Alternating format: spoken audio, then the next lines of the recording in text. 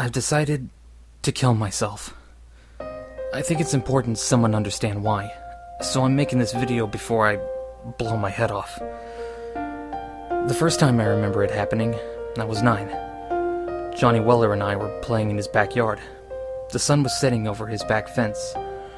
Warm oranges and reds shining through the bone-white slats, like a creamsicle against pearly white teeth. Johnny was a cowboy and I was the dirty redskin stealing his horse. He ran around the swing set, him laughing and me whooping and threatening to scalp him.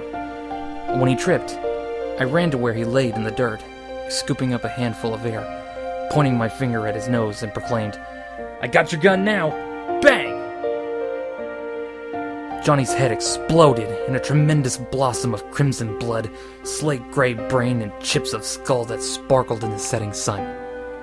My hand fell to my side, and I stared, open-mouthed, unable to understand what just happened. Someone was screaming.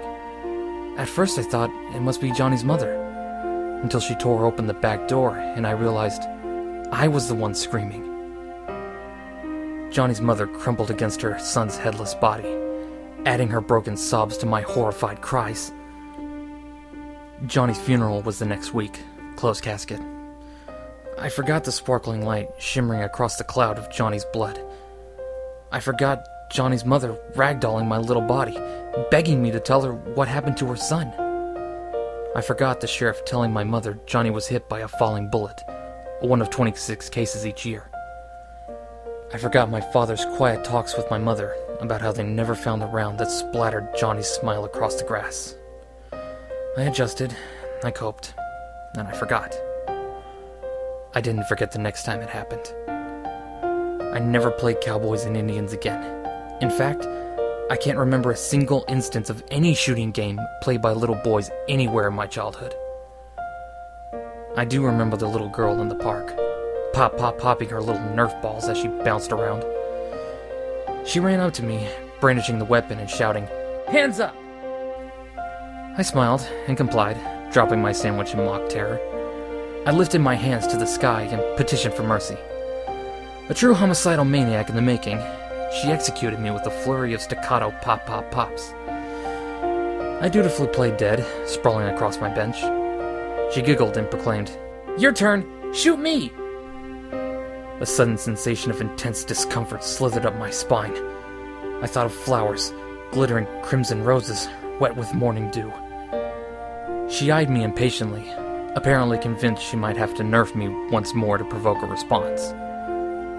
I lifted my finger weakly, pointed at her, and whispered, "Bang."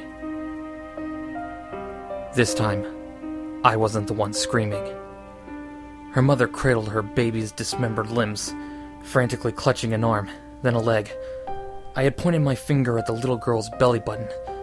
The moment the word left my lips, she ruptured like a water balloon filled with punch and soaking bits of crimson-colored fruit.